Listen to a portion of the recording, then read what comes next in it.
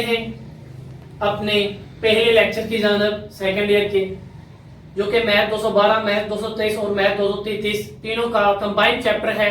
Function and limit का, FSc का भी यही चैप्टर है, लेकिन एफएससी और डीई का ये फर्क होगा, इनके क्वेश्चंस में फर्क आएगा, लेकिन बेसिक फॉर्म वही यूज की जाएगी। तो लिहाजा बच्चों पहले क्वेश्चन के पहले पार्ट की तरफ चलते हैं। वो कह रहा है इफ एफ ऑफ एक्स, अगर आपका function with respect to x x square minus 3 divided by x plus 4 है, तो अगर आप फंक्शन को चेंज करके -3 बना देते हैं तो गेट करें कि -3 में उस फंक्शन का आंसर क्या होगा। तो बच्चों हमारा फंक्शन था f of x is equal to x square minus 3 divided by x plus 4। जब उसको फंक्शन को हमने चेंज किया, नया फंक्शन लिया, नया फंक्शन जारी बात है क्या है, f of -3, तो यहाँ पर x है, वहां पर क्या आ जाएगा -3, f of -3, यहाँ पर x का स्क्वायर यानी कि -3 का होल स्क्वायर, -3 बच्चों वैसे ही आ गया, यहाँ पर x, यहाँ पर -3 आ गया, प्लस 4। और इसी तरह हम जानते हैं 3 का स्क्वायर 9 होता है, माइनस के ऊपर अगर पावर स्क्वायर में आ जाए तो माइनस खत्म हो जाया करते हैं, तो -3 बच्चों वैसे ही आ गया, -3 प्लस 4 1 आ गया, तो 9 - 3 जो है ये बच्चों होता है 6 डिवाइडेड बाय 1 6 के ही बराबर होता है। ये है आपका पहला क्वेश्चन जो कि बहुत ही आसान और बहुत ही इजी था। इसका दूसरे पार्ट हम देख लेते हैं। दूसरा पार्ट जो है बच्चों वो कह रहा है कि अगर आपका function with respect to x 3x² - 5x = 7 है तो आप उस फंक्शन को चेंज करके +4 कर देते हैं, यानी कि कांस्टेंट की फॉर्म में लाकर। तो बच्चों क्या हो जाता है, f of +4 is equal to 4 का स्क्वायर माइनस 5 × 4 + 7, यानी यहाँ पर x था, वहां पर उसका फंक्शन यानी कि +4 रिपीट होता चला गया। तो बच्चों f of 4 जो था इस तरह इज इक्वल टू 4 का स्क्वायर बच्चों 16 माइनस 5 × 4 यानी कि 20 + 7। 16 को बेटा जब हमने 3 से मल्टीप्लाई किया तो आंसर आया 48। 7 को हमने पहले लिख लिया, -20 को बाद में। 48 + 7 is equal to 55 minus 20 is equal to 35। तो यहाँ पर हमारे दोनों फंक्शंस के मुताबिक दोनों नए फंक्शंस को अप्लाई किया और उसके साथ आंसर को गेट किया। जी तो हम चलते हैं क्वेश्चन नंबर 2 की जानिब, जो कि एक्सरसाइज 1.1 का दूसरा सवाल है। बच्चों वो कह रहा है find the value of f of 1/x into if f of x is equal to 1/x² + 4। वो कह रहे हैं कि अगर आपके पास एक फंक्शन है f of x is equal to 1/x² + 4, तो आपको एक हम नया फंक्शन देते हैं। वो नया फंक्शन जिस तरह लास्ट क्वेश्चन में कांस्टेंट की सूरत में था, यहाँ पर वेरिएबल की सूरत में बच्चों आ गया। वो जो नया फंक्शन था वो कह रहा है कि f of 1/x है। हमने क्या करना है, पुराने फंक्शन में नए फंक्शन को पुट करना है और वहां पर हमने उसको अप्लाई करके नए फंक्शन को आंसर्स गेट करने और देखना है कि उसकी वैल्यू कितनी बनती है। देखो बच्चों जब x की जगह हमने नए फंक्शन 1/x को रखा, जिस तरह लास्ट क्वेश्चन में यहाँ पर x था, वहां पर नया फंक्शन रिपीट हो गया था, तो इसी तरह यहाँ पर भी यहाँ पर x है, वहां पर नया फंक्शन 1/x रिपीट हो जाएगा। ये हो जाएगा f of 1/x 1 divided by, हम जानते हैं कि यहाँ पर x स्क्वायर है, तो नया फंक्शन हमारा था 1/x, तो यहाँ हो जाएगा 1/x का होल स्क्वायर प्लस 4 वैसे ही आ जाएगा। तो यहाँ पर बच्चों 1 डिवाइडेड बाय, हम जानते हैं 1 का स्क्वायर 1 ही होता है और x स्क्वायर का सॉरी यहाँ पर x स्क्वायर ही आ जाएगा जमा 4। इसी तरह नेक्स्ट स्टेप में हम क्या लेंगे, एलसीएम। हम जानते हैं कि 1 डिवाइडेड बाय, जब x स्क्वायर हम यहाँ पर एलसीएम लेंगे तो आंसर आ जाएगा 1 + 4x²। हम जानते हैं कि जो स्मॉल डिवाइडेड बाय होता है, यानी कि जिसे हम उर्दू में छोटा बटा कहते हैं, वो बड़े बटे के ऊपर आ जाता है। इसका मतलब ये हुआ कि x² वाली रकम 1 से मल्टीप्लाई हो जाएगी, तो आंसर आ जाएगा x² डिवाइडेड बाय 1 + 4x²। जी तो अब हम चलते हैं एक्सरसाइज 1.1 के क्वेश्चन नंबर 3 की जानिब। यहाँ पर वो कह रहा है कि आपका फंक्शन जो है f of x is equal to 3x³ + 2x² - x + 4 है। वो कह रहे हैं कि अगर आपका ये फंक्शन है तो हम आपको कुछ नए फंक्शन देते हैं, साबित करें कि दो जो नए फंक्शन हमने आपने दिए हैं उनको कुछ चीजों से मल्टीप्लाई करके वो आपस में इज इक्वल टू आ जाते हैं। वो नए फंक्शंस हैं बच्चों f of 3 और f of 1। वो कह रहे हैं कि f of 3 को अगर हम 2 से मल्टीप्लाई करें और f of 1 को 25 से, तो आपका आंसर दोनों का सेम आ जाएगा। तो बेटा वो कह रहा है कि function of x is equal to 3x³ + 2x² - x + 4 is equal to prove that then 2f of 3 is equal to 25 f of 1। हम जानते हैं कि जो हमारी बाईं तरफ वाली साइड होती है उसको हम लेफ्ट हैंड साइड कहते हैं और दाएं तरफ वाली साइड को right hand side. Left hand side बच्चों हमने ली, लेफ्ट हैंड साइड जब हमने ली तो ये बनी 2f(3). बेटा 2 अपनी जगह एज इट इज रहा। हमने क्या किया, f(x) की जगह f(3) को पुट कर दिया, जिस तरह हमने पहले क्वेश्चंस में किया था कि जो हमारा पुराना फंक्शन है उसी की जगह नए फंक्शंस को रिपीट करना है। तो हमने क्या किया, f(3) को यहाँ पर रिपीट किया। यहाँ पर x था, वहां पर 3 आ गया, यानी कि 3 इंटू यहाँ पर x था तो 3 का क्यूब हो गया, प्लस 2 यहाँ पर x का स्क्वायर था तो ये 3 का स्क्वायर हो गया, यहाँ पर माइनस का x था तो -3 आ गया, यहाँ पर +4। फिर अगर आपको समझ नहीं आई तो दोबारा ये सुन लें कि जो हमारा नया फंक्शन आया है यानी कि f(3) उसको हमने f(x) की जगह रिपीट किया, यानी कि यहाँ पर x, वहां पर f(3).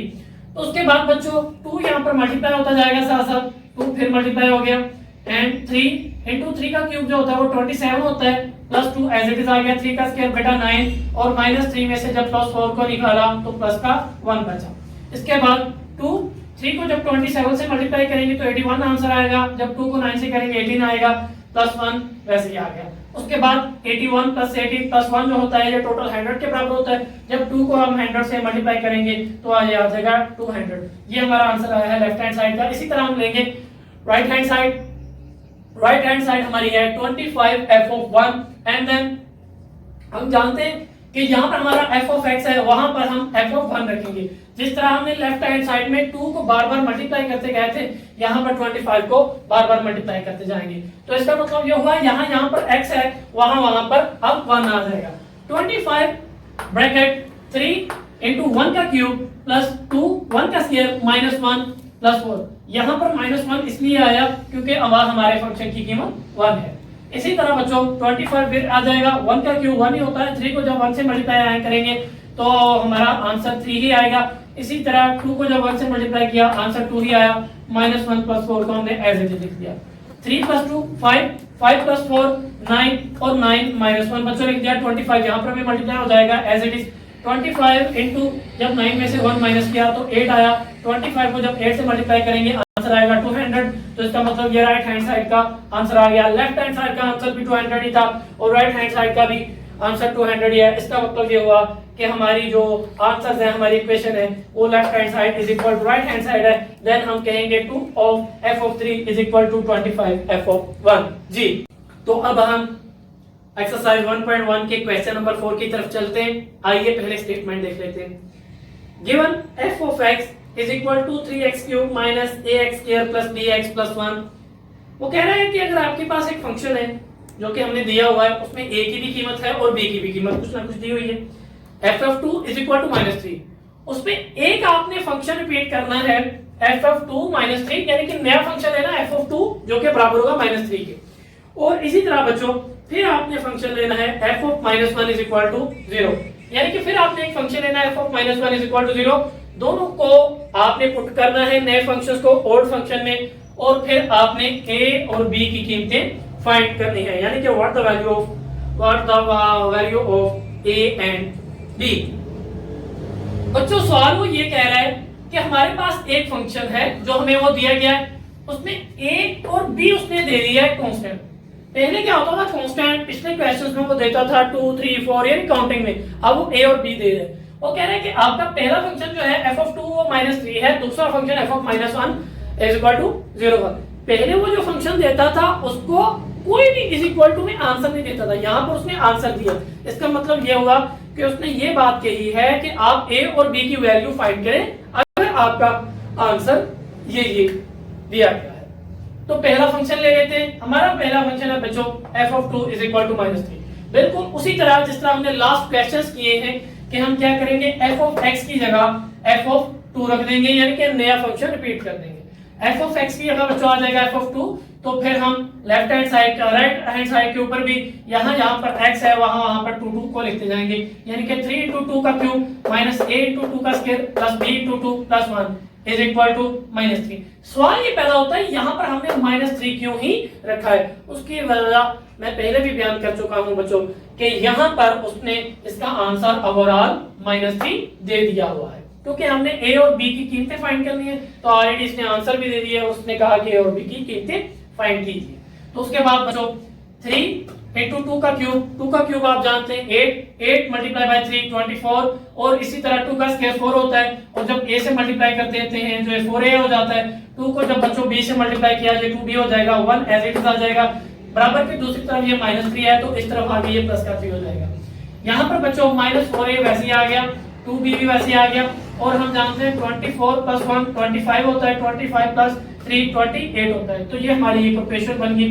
हमने इस इक्वेशन को -2 पर डिवाइड कर दिया बोथ साइड्स को। तो जाहिर बात है जब हम -2 पे डिवाइड करेंगे तो यहाँ पर प्लस की अलामत है वो माइनस के हो जाएंगी, यहाँ पर माइनस की है वो प्लस के हो जाएंगी। तो ये बच्चा बन जाएगा 2a, यहाँ पर 2 से -2 से मल्टीप्लाई जब डिवाइड करेंगे तो 2 से 2 कट जाएगा तो -b ओनली बच जाएगा। जहाँ पर -2 से डिवाइड करेंगे तो -14 बच जाएगा। तो इसको हमने इक्वेशन नंबर 1 कह लिया। ये हमारा पहला फंक्शन यानी कि f(2) -3 वाला मुकम्मल हो गया। अब हम चलते हैं अपने दूसरे फंक्शन की तरफ जो है f(-1) = 0। हमने क्या किया, हमारा वो मेन फंक्शन के जो हमें उसमें दिया हुआ था उसके अंदर बच्चों f(-1) को पुट किया। यहाँ हम x था वहां पर -1 आ गया। f(-1) 3x की क्यूब की जगह क्या आ गया, 3 × -1 का क्यूब, एंड -ax की जगह क्या आ गया, -a-1 का स्क्वायर, एंड b x की जगह क्या आ गया, b × -1 और 1 की जगह 1 आ गया। और जो कि ये चीज 0 के बराबर थी तो इसको हमने 0 के बराबर ले लिया।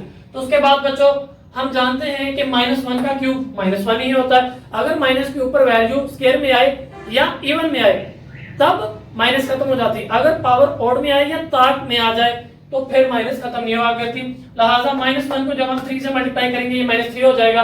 -1 के ऊपर स्क्वायर है तो लिहाजा माइनस प्लस में बदल गई। तो जब हम -a को +1 से मल्टीप्लाई करेंगे तो आंसर -a ही आएगा। इसी तरह b को जब -1 से मल्टीप्लाई किया तो -b आंसर आया और +1 एज इट इज आ गया। इसी तरह बच्चों -a भी वैसे लिख दिया गया, -b भी वैसे लिख दिया गया, -2 -1 जो है ये -3 में से जब +1 निकाला तो ये -2 बच गया। इसी तरह बच्चों इधर अगर हम देखें तो b माइनस का है तो दूसरी तरफ जाके ये क्या हो जाएगा, प्लस का, तो ये बन जाएगा b = -2 -a। इसको हमने इक्वेशन नंबर 2 कह दिया। हम क्या करेंगे, अपनी इक्वेशन नंबर 2 की जो वैल्यू हमने b की निकाली है उसको इक्वेशन नंबर 1 के अंदर पुट कर देंगे। कहां पर, यहाँ पर b है, उसकी जो भी वैल्यू हमें दी गई है यहाँ पर इक्वेशन नंबर 2 में उसको इक्वेशन नंबर 1 में b की जगह पुट कर देंगे। हमने लिखा value of b added by equation 1, यानी कि 2a जो है इसको हमने एज इट इज लिख देना है, माइनस को भी एज इट इज लिख देना है। यहाँ पर b है, वहां पर b की वो वैल्यू जो क्वेश्चन नंबर 2 में हमने निकाली यानी कि -2 -a उसको पुट कर दिया और -14 को भी एज इट इज रख दिया और 0 को भी एज इट इज लिख दिया। उसके बाद बच्चों 2a माइनस से मल्टीप्लाई हुआ प्लस आ गया और 2 एकम 2 हो गया। इसी तरह माइनस से मल्टीप्लाई हुआ तो ये प्लस बन गया। तो उसके बाद बेटा यहाँ पर 4 बन गया और -14 ऑलरेडी यहाँ पर पड़ा रहा। 2a + a 3a बन गया, -14 में से +2 निकाला तो माइनस का 12 आया। 3a - 12 = 0, 3a = 12 होता है। तो देन जब हम 3 को दूसरी तरफ ले जाएंगे तो ये तकसीम हो जाएगा, लिहाजा a = 4 आंसर आ जाएगा। इसी तरह जब a की वैल्यू आपकी आ गई तो a की वैल्यू को आप बेशक इक्वेशन नंबर 1 में पुट कर लें, बेशक इक्वेशन नंबर 2 में पुट कर लें। हम इसी इक्वेशन में पुट करेंगे जो कि इक्वेशन नंबर 2 है। तो यहाँ पर बच्चों जब हमने value of added by equation 2 में पुट की वैल्यू ऑफ a तो देन क्या बनेगा, यहाँ पर b था, b को एज इट इज लिख देना है, आपने -2 को भी एज इट इज लिख देना है। लेकिन यहाँ पर a है, वहां पर a की कीमत जो कि हमने 4 फाइंड कर ली है उसको लिख देना है। तो -2 - 4 = -6 हो जाएगा। लिहाजा हमारी a की वैल्यू भी आ चुकी है जो +4 है और हमारी b की वैल्यू भी आ चुकी है जो कि -6 है जी। तो अब हम चलते हैं एक्सरसाइज 1.1 के 5वें क्वेश्चन की जानिब। जैसा कि हम जानते हैं कि अभी हमने पहले 4 क्वेश्चन सीख लिए हैं जिनके मुताबिक हमारा जो फंक्शन होता है उसमें हम अपने ओल्ड फंक्शन में न्यू फंक्शन को पुट करके आंसर गेट करते हैं। अब जो हमारा क्वेश्चन है बच्चों वो कुछ इस तरह से है कि हमारे पास एक फंक्शन दिया गया होगा, उस फंक्शन के मुताबिक हमने वहां पर अपना काम सर अंजाम देना। फॉर एग्जाम्पल 5th का जो a पार्ट है वो कह रहा है कि अगर आपका फंक्शन f(x) = a⁴x है तो साबित करें कि f of minus P is equal to 1 over f of p है। वी आर नाउ दैट कि जो चीज बाएं तरफ होती है उसको हम लेफ्ट हैंड साइड कहते हैं और जो चीज दाएं तरफ होती है उसको हम राइट हैंड साइड कहते हैं। तो इसी तरह दो हमने यहां पर फंक्शन लेने हैं, वो हमने ओल्ड फंक्शन के मुताबिक इन न्यू फंक्शंस को साबित करना है कि left hand side right hand side के बराबर है। तो बच्चों हमारा फंक्शन है f of x is equal to a की power x as it is, same to same as it is, जिस तरह हमने लास्ट क्वेश्चन में किया था उसी तरह बच्चों लेफ्ट हैंड साइड ले ली हमने। लेफ्ट हैंड साइड थी हमारी f ऑफ माइनस पी। हम जानते हैं कि x की जगह जो भी नया फंक्शन आ जाता है, जहां जहां पर x है उस नए फंक्शन को वहां पर लिख दिया जाता है। इसका मतलब ये हुआ कि f ऑफ x की जगह आया f ऑफ माइनस पी, तो लिहाजा a की पावर x है, तो अब यहां पर भी x की जगह माइनस पी ही आएगा। हम जानते हैं कि अगर बटाओ और बटे के ऊपर पावर माइनस की हो तो नीचे जाके वो प्लस की हो जाएगा। तो इसका मतलब ये हो गया 1 ओवर a ऑफ p। हम ये बात जानते हैं कि अगर इस फंक्शन के मुताबिक हम f ऑफ p लेते तो इसका मतलब a की ताकत भी p ही बनता, same to same as it is. जब हमने f ऑफ x की जगह f ऑफ p लिया तो यहां पर x था, वहां पर भी p आ गया, यानी कि यहां पर x आना है, वहां पर p आता जाना है। तो लिहाजा हम जानते हैं कि a ऑफ p जो होता है ये f ऑफ p के बराबर होता है, तो लिहाजा मैं इसको लिख दूंगा 1 ओवर f ऑफ p। यही तो हमने प्रूव करना था कि हमारी लेफ्ट हैंड साइड थी f of minus P, right hand side हमारी बनी 1 ओवर f ऑफ p। तो हमने कहा लेफ्ट हैंड साइड बराबर है राइट हैंड साइड के, और यही चीज हमने प्रूव कर दी। सेम टू सेम इसका जो दूसरा पार्ट है वो भी कुछ ऐसा ही है। वो कह रहा है कि अगर f of x is equal to a की पावर x के बराबर है तो आपका फंक्शन है जी f of x plus y is equal to f of x dot f of y। तो लिहाजा आप लेफ्ट हैंड साइड को राइट हैंड साइड के बराबर पुट करें, साबित करें। तो बच्चों हमने यहां पर क्या किया, लेफ्ट हैंड साइड ली, वो क्या थी मेन फंक्शन की f ऑफ x। जब हमने सप्लीमेंट्री फंक्शन की राइट हैंड साइड ली, वो थी f of x plus y। तो लिहाजा यहां पर x था, वहां पर भी x प्लस y आना है। हम जानते हैं कि ज़रब के अमल में ताकतें जमा होती हैं। अगर ज़रब के अमल में ताकतों को जमा किया जा सकता है तो उनको तोड़ा भी जा सकता है या अलग-अलग भी किया जा सकता है। यानी कि a of x plus y जो है इसलिए बन जाएगा a of x dot a of y। हम जानते हैं कि a ऑफ x जो है ये तो f ऑफ x के बराबर है, लेकिन अगर हम f ऑफ y लेते तो जाहिर बात है f के आगे भी फंक्शन y ही आता, यानी कि a of y is equal to f of y। या आप दूसरे जुबान में ये कह सकते हैं कि जब आपने f ऑफ y लेना था तो a की पावर y भी हो जानी थी। लिहाजा हम ये बात साबित कर चुके हैं कि a ऑफ y जो है ये f ऑफ y के बराबर है, और a ऑफ x की जगह हमने f ऑफ x रख दिया। लिहाजा इसी तरह हमने क्या किया, f of x plus y को साबित कर दिया f of x dot f of y, यानी कि left hand side is equal to right hand side, जो कि इस फंक्शन के मुताबिक हमने ये काम किया जी।